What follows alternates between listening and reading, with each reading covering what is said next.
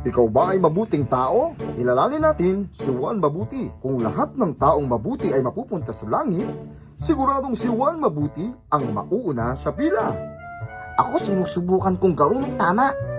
Sinusunod mo ba ang 10 utos ng Diyos? Oo naman. Sigurado ka? Okay lang ba kung basahin natin sila? Sige. Nakapagsinungaling ka na ba? Oo naman. Sino bang hindi? Ano ang tawag sa taong hindi nagsasabi ng katotohanan? Sinungaling? Kumuha ka na ba ng bagay na hindi sa'yo? Hindi pa. Hindi ka ba nagsasabi ng katotohanan? Oo nga pala. Nung bata pa ako, kumuha ako ng candy sa isang tindahan. Ano ang tawag mo sa taong kumukuha ng bagay na hindi sa kanya? Ay, magnanakaw. Nagawa mo na bang tumingin ng may paghahangad sa isang babae? Oo naman. Sinabi ni Jesus, ngunit ngayon sinasabi ko sa inyo, ang sino mang tumingin ng may halay na pagnanasa sa isang babae, sa isip niya'y nakikiapid na siya sa babaeng iyon. Mateo 5:28.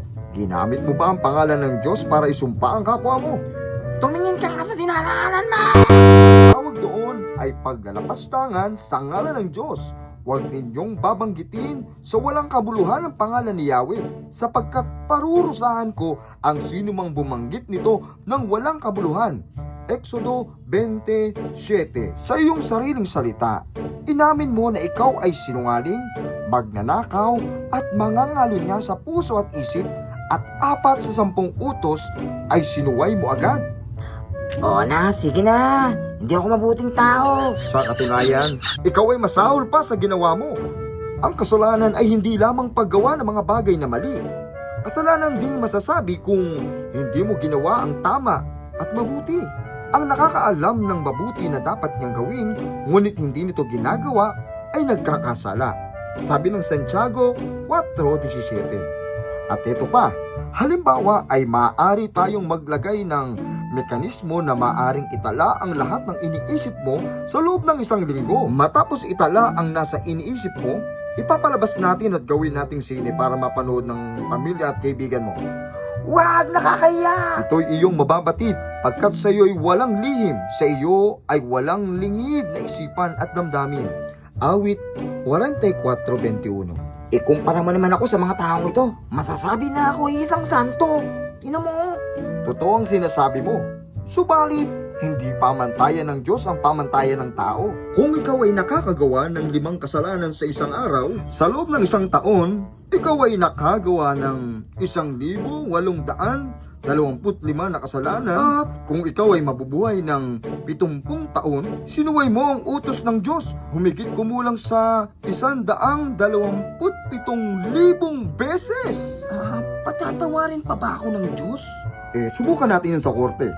Alam ko, sinuway ko at hindi sinunod ang utos ng Diyos. Maaari mo bang palampasin to? Tiwaling huwes lamang ang papayag sa pakiusap mo, at ang mabuting hukom ay gagawa ng tama. Hustisya, bawat kasalanan na ginawa mo ay dapat magbayaran. Ang Diyos ay banal, matuwid na hukom, ayaw niya ang kasalanan. Si Jesus na nagbibigay babala na ang Panginoon ay napupuot sa lahat ng nagkasala at iahagi sa maningas na pugon.